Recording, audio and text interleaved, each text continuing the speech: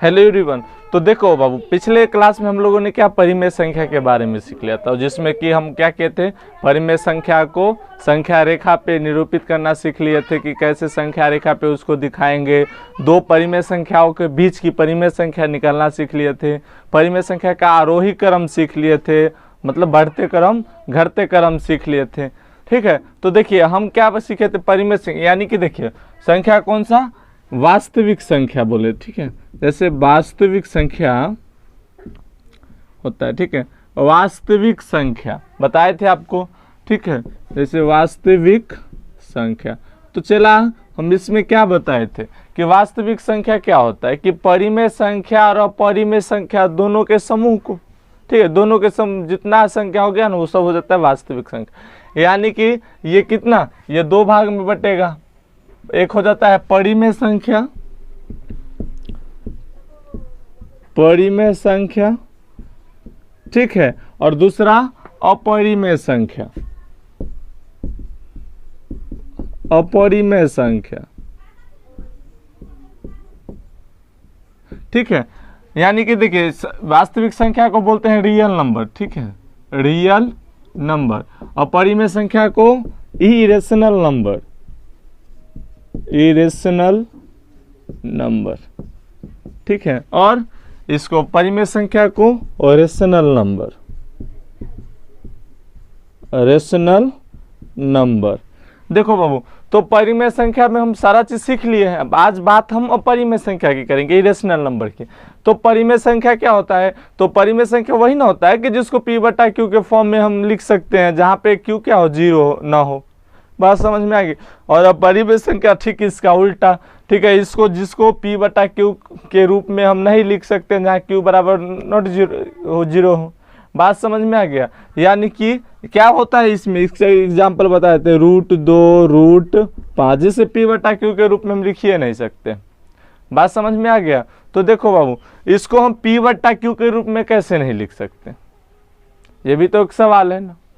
तो इसको जब तोड़ोगे, इसको रूट को तोड़ोगे तो तुम देखना ये होता है अशांत अनावर्ती। बात समझ में आ गया। ये इसको तुम काटते जाओगे, इतना खत्म ही नहीं होता है, बढ़ते चला जाएगा। और एक आपको पढ़ना पड़ेगा दशमलव प्रसार, ठीक है, 10th में, जिसमें आपको उसमें दिखाया जाएगा कि एक होता है शांत आवर्ती, एक होता है अशांत आवर्ती, एक होता है अशांत अनावर्ती, टर्मिनेटिंग नॉन टर्मिनेटिंग, ठीक है, और एक होता है नॉन टर्मिनेटिंग नॉन रिपीटिंग। तो ये यही होता है नॉन टर्मिनेटिंग नॉन रिपीटिंग। बात समझ में आ गई। तो आज हम इसी के बारे में सीखेंगे। इसके बारे में तो हम सीख लिए थे। इस वीडियो में हम क्या सीखेंगे, देखिए इस क्लास में हम क्या सीखेंगे, ठीक, इरेशनल नंबर है ना, तो इसके बारे में कुछ जानेंगे, ठीक है, और इसको माने अपरिमेय संख्या को संख्या रेखा पर कैसे हम निरूपित करेंगे। ठीक है, बात समझ में आ गया, कैसे वहां पे इसको दिखाएंगे संख्या रेखा। तो इसको मिटाते हैं और बताते हैं। देखो बाबू, एक बात बताते हैं आपको, संख्या रेखा जो वास्तविक संख्या हो गया, वास्तविक संख्या, तो वास्तविक संख्या का एक चीज ध्यान दीजिएगा कि वास्तविक संख्या यानी कि अगर दो को वास्तविक संख्या हो जाए, हम परिमेय संख्या में आपको बार बार चर्चा किए थे कि दो परिमेय संख्याओं के बीच में कितना दो परिमेय संख्याओं के बीच में अनगिनत परिमेय संख्या होता है, ये बताए थे ना। लेकिन ध्यान दीजिए, बताते हैं आपको। यहाँ पे हम बात करते हैं अगर वास्तविक संख्या है ना, यानी कि दो वास्तविक संख्या जो होती है, तो दो वास्तविक संख्याओं के बीच अनगिनत वास्तविक संख्या होती है। इतना समझ लीजिए। वहां तो परिमेय संख्या में हम बताए थे कि परिमेय संख्या, तो ऐसा थोड़ी है कि दो परिमेय संख्या के बीच खाली परिमेय ही संख्या होगा, नहीं। क्या होगा जो आगे बताएंगे, सिर्फ अब इतना समझिए कि दो वास्तविक संख्या के बीच क्या अनगिनत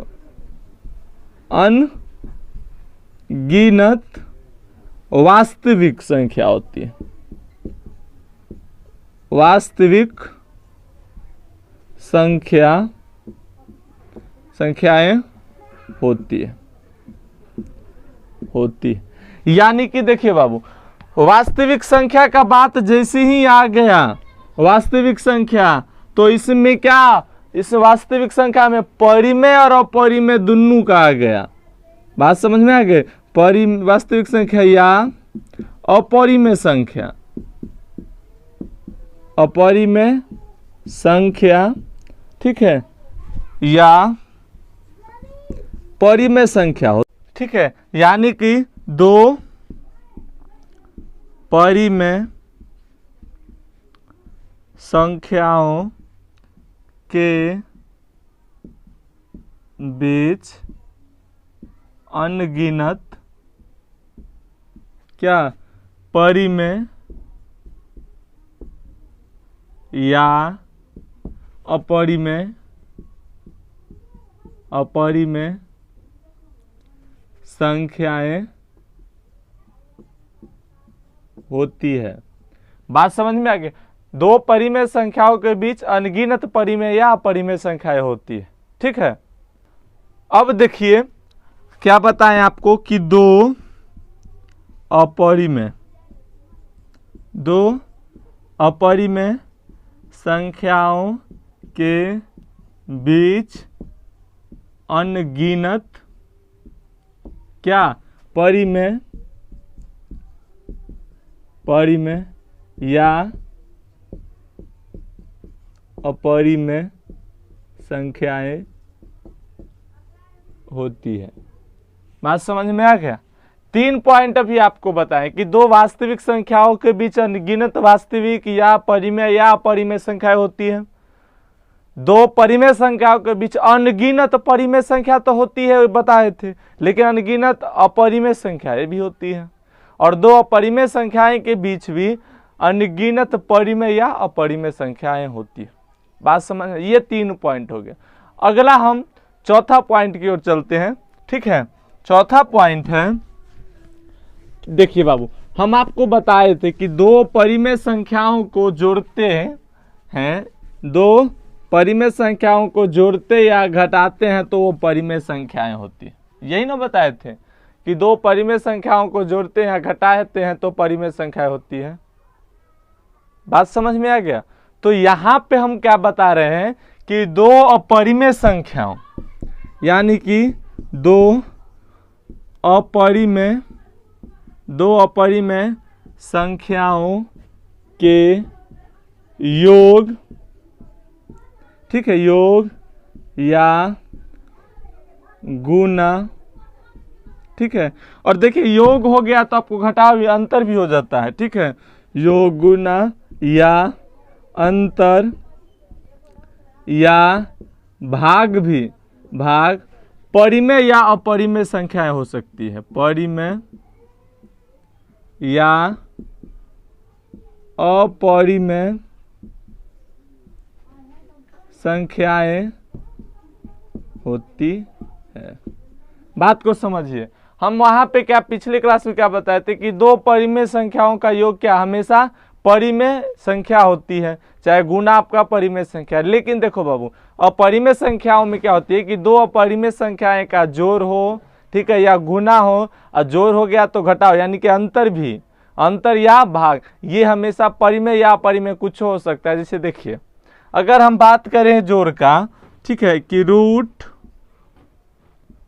2 जोड़ 3 रूट 2 बराबर क्या होगा। तो देखिए ये दोनों अपरिमेय संख्या है, क्या है, दोनों अपरिमेय संख्या है। तो दोनों अपरिमेय संख्या को जोड़ेंगे तो क्या होगा, देखिए 1 रूट 2 ई और 3 गो रूट 2 ई, तो कितना हो जाएगा, 4 गो रूट 2 हो जाएगा। बात समझ में है, 4 रूट 2। ये आप बताओ 4 रूट 2 परिमेय संख्या हुआ क्या अपरिमेय संख्या, तो अपरिमेय संख्या हो गया। और देखिए अगर दो परिमेय संख्याओं का क्या बताए हैं, जोड़ गुना कुछ भी, तो देखिए आपको बताते हैं कि अगर हम ले ले माइनस रूट 2 और प्लस रूट 2 और ये दोनों को जोड़ेंगे तो क्या होगा, चला दोनों को जोड़ेंगे तो 0 होगा, और 0 एक परिमेय संख्या है। बात समझ गए। यानी कि हम क्या सीखे यहाँ पे कि दो अपरिमेय संख्याओं के गुना, अंतर या भाग, जोड़, या परिमेय या अपरिमेय कुछ भी हो सकता है, ठीक है। बात को समझे। नेक्स्ट हम लोग जानेंगे ये तो हो गया कि दो अपरिमेय संख्या के लिए। तो ये भी तो कंडीशन आता है ना कि एगो परिमेय संख्या एगो अपरिमेय संख्या रहेगा तब का होगा। तो देखिए वही हम बात करते हैं कि यदि एक परिमेय संख्या, यदि एक परिमेय संख्या, तो देखो बाबू परिमेय संख्या में क्या होता है कि जीरो को हम छोड़ के बात करते हैं। जीरो को इसलिए कि जीरो परिमेय संख्या है, लेकिन जीरो से किसी संख्या में अगर हम गुना करेंगे तो वो तो जीरो ही हो जाएगा ना, इसलिए हम जीरो को छोड़ के यहाँ पे बात करते हैं। ठीक है, जीरो छोड़कर, ठीक है, एक परिमेय और एक अपरिमेय, एक परिमेय और एक अपरिमेय संख्या के योग, ठीक है, योग हो या गुना हो, ठीक है, या अंतर हो या भाग, ठीक है, ठीक, भाग क्या होगा बताइए, ठीक है, वो हो जाएगा अपरिमेय संख्या।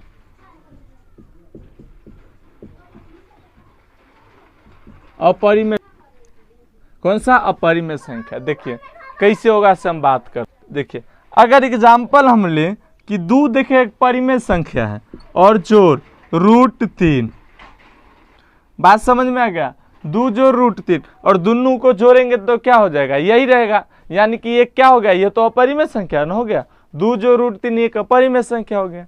अगर गुना करेंगे दो को √3 से तो क्या हो जाएगा, देखिए 2√3 हो जाएगा, 2 को √3 से गुना करेंगे तो ये क्या, कौन सी संख्या, ये भी तो अपरिमेय संख्या न हो गई। यानी कि एक परिमेय संख्या और एक अपरिमेय संख्या, जीरो को छोड़ के बात कर रहे हैं परिमेय संख्या में, तो एक परिमेय संख्या जीरो छोड़कर और एक अपरिमेय संख्या, दोनों को गुना करेंगे, जोड़ेंगे, ठीक है, या घटाएंगे, या घटाएंगे तो अंतर हो गया, या भाग देंगे तो वो आपको हमेशा अपरिमेय संख्या ही होगा। लेकिन दो जो परिमेय संख्या है, दो अपरिमेय संख्या को जोड़ेंगे या गुना करेंगे तो उसमें क्या होगा, उसमें परिमेय या अपरिमेय दोनों हो सकता है, कुछ भी हो सकता है। बात समझ में आ गया यहाँ तक। अब हम लोग सीखेंगे कि एक अपरिमेय संख्या को संख्या रेखा पर कैसे निरूपित करेंगे, कैसे दिखाएंगे। तो ठीक है, इसको मिटाते हैं फिर वही अब सीखते हैं। देखिए उसमें काफी बच्चे गलती करते हैं, हम देखिए बहुत ही आसान तरीका से सीखेंगे। देखिए हम लोग बचपन में क्लास 8 में पढ़े होंगे, पाइथागोरस एक थ्योरम होता है, हम इसलिए चर्चा कर रहे हैं, ठीक है, उससे कुछ हमको सवाल बनाने में आसानी होगी। ठीक है, तो पाइथागोरस थ्योरम क्या कहता है कि एक मान लीजिए कि एक ये त्रिभुज है, त्रिभुज क्या है, जिसका और ये राइट एंगल ट्रायंगल, यानी कि अगर एक कोण इसका 90 डिग्री होना चाहिए। ठीक है, तो क्या करेंगे, चला इसको अगर हम, ये त्रिभुज है, इस त्रिभुज में इसको बताते हैं बेस, यानी कि आधार, इसको बोलते हैं हम कौन सा, परपेंडिकुलर, यानी कि लंब, और इसको हाइपोटेन्यूज यानी कि कर्ण। तो पाइथागोरस थ्योरम में होता है कि आपको अगर ये दोनों का स्क्वायर जोड़िएगा ना, जैसे लंब का स्क्वायर और आधार का स्क्वायर, लंब का स्क्वायर जोड़ आधार का स्क्वायर,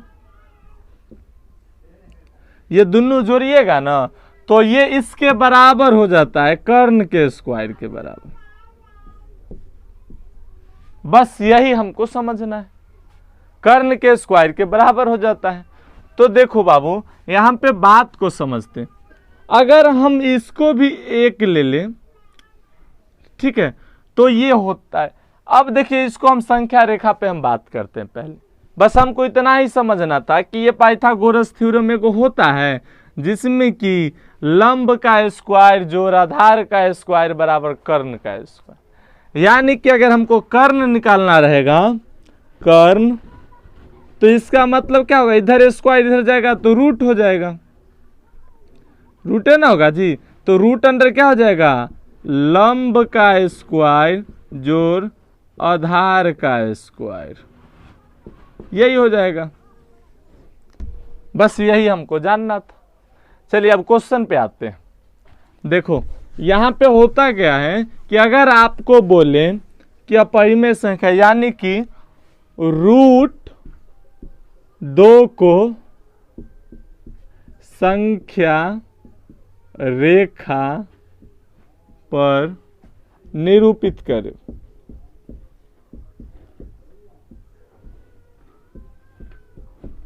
बात समझ में आ गया? तो इसको कैसे करेंगे बताइए। इसको करने के लिए बहुत ही आसान तरीका है। सबसे पहले हमको क्या, जब √2 है तो हमको संख्या रेखा खींचना पड़ेगा, सिंपल सी बात, ठीक है। संख्या रेखा में क्या बताए थे कि बीच में 0, उसके बाद बराबर बराबर यूनिट पे क्या लेंगे हम उसका नंबर। तो मान लीजिए यहाँ से यहाँ तक 1, यहाँ 2, तो यहाँ -1 और -2, याद है ना ये सब की भूल गए हैं? ठीक है, देखिए यही ना बताए थे कि 0 से दाहिने ओर हमको पॉजिटिव और बाएं ओर निगेटिव रहता है। तो देखिए इसको कैसे दर्शाएंगे, तो हमें भी क्या बताए थे कि बताइए अगर हम √2 का दूरी हमको पता चल जाए तो इस पे दिखाइए ना देंगे जी संख्या रेखा पर। √2 सबसे बड़ा देखिए बात कि √2 कितना बड़ हो, अगर इस बात का पता चल जाए कि 0 से वो कितना दूरी पे जाएगा तो इस पे चेन पे लाके हम बता ही ना देंगे। तो इसके लिए क्या करना होता है कि अभी आपको हम पाइथागोरस थ्योरम के बारे में बताए थे कि लंब का स्क्वायर करना, यानी कि अगर हम बात करें तो देखिए उसको कैसे करेंगे। अगर हम बात करें जैसे ये हुआ, अगर एक यूनिट का मतलब 1 सेंटीमीटर हो सकता है, 1 इंच हो सकता है, 1 मीटर होता है, कुछ भी हो सकता है। अगर 1 यूनिट, ठीक है, अगर इसमें मान लीजिए कि 1 यूनिट 1 इंच के बराबर, बात समझ गए, 1 यूनिट 1 इंच के बराबर या 1 यूनिट 1 सेंटीमीटर के बराबर, तो यहाँ पे हम लिख लेते हैं कि 1 यूनिट बराबर 1 सेंटीमीटर। हालांकि देखिए अगर इतना दूरी हम नापेंगे बोर्ड पे तो 1 सेंटीमीटर है कि नहीं, तो आपका 2 15 सेंटीमीटर वाला स्केल घुस जाएगा इसमें, समझ गए। लेकिन क्या हम माने क्या है कि 1 यूनिट बराबर 1 सेंटीमीटर।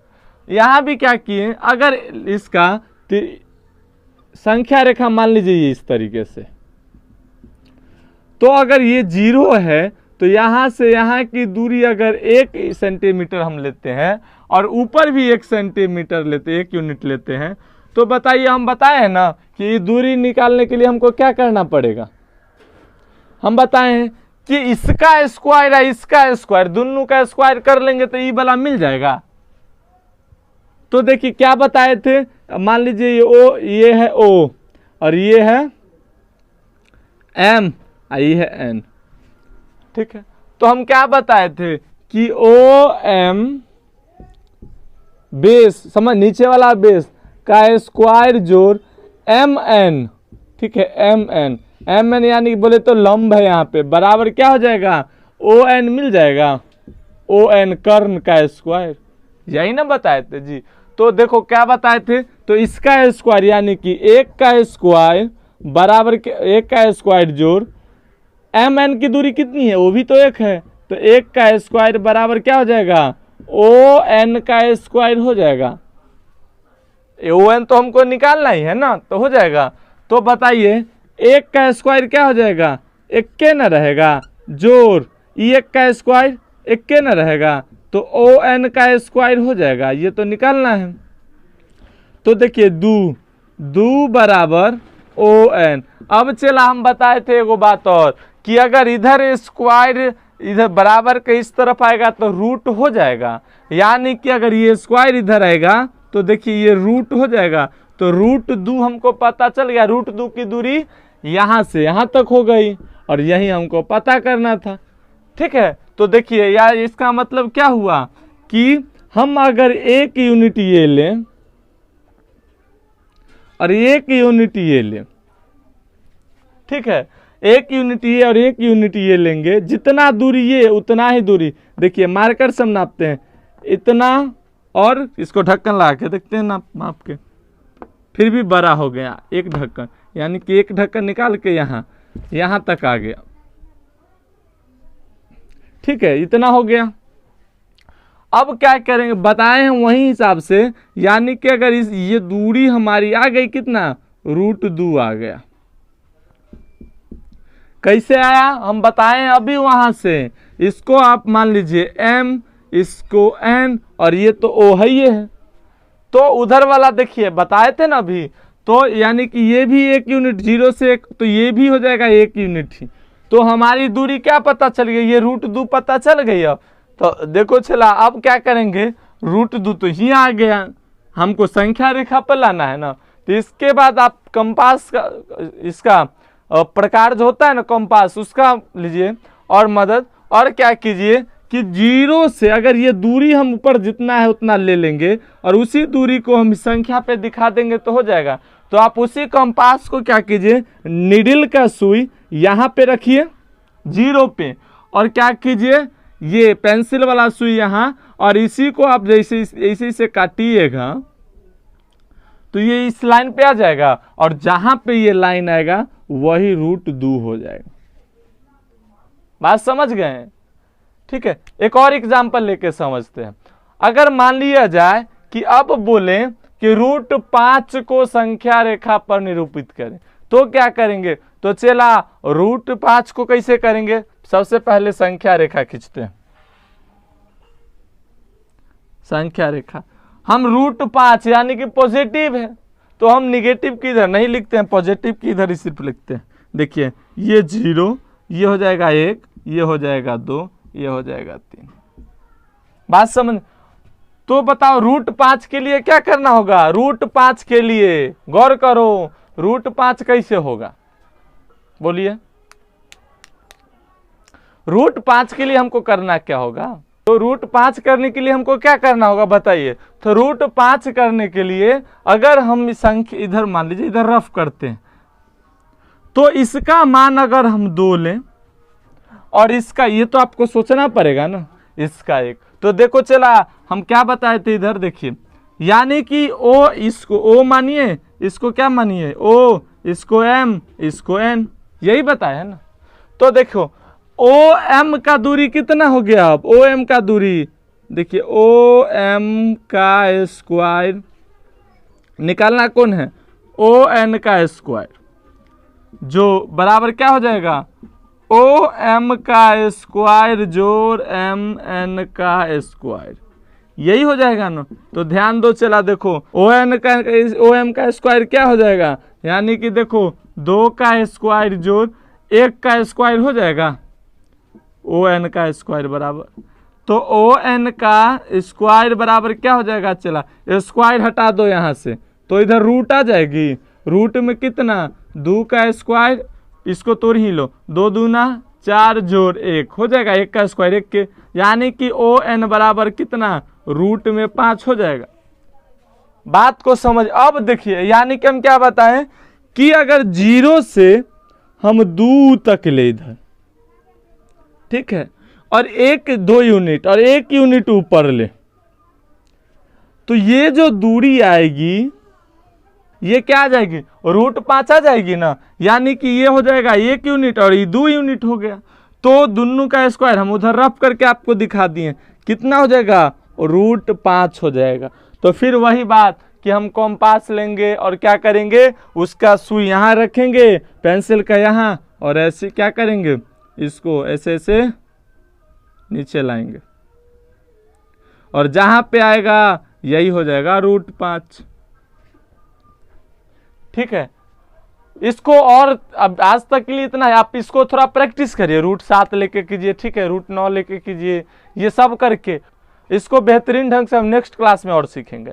बात समझ में आ गया? उसमें और इसके कई तरीके लेके 2√2 लेके सीखेंगे, ठीक है, 2 जोड़ √5 लेके सीखेंगे, इस तरीके से हम बेहतरीन ढंग से सीखेंगे। आज के लिए बस इतना ही, मिलते हैं फिर नेक्स्ट वीडियो में। हाँ, ये सब करने का अगर PDF आपको चाहिए तो फिर हमारे इंस्टाग्राम लिंक है डिस्क्रिप्शन में, वहाँ से मैसेज कीजिए, सबका हम PDF जो कैसे कैसे करना है, ठीक है, स्टेप बाय स्टेप आपको हम लिख के देंगे। ठीक है, मिलते हैं फिर नेक्स्ट वीडियो में, तब तक के लिए धन्यवाद।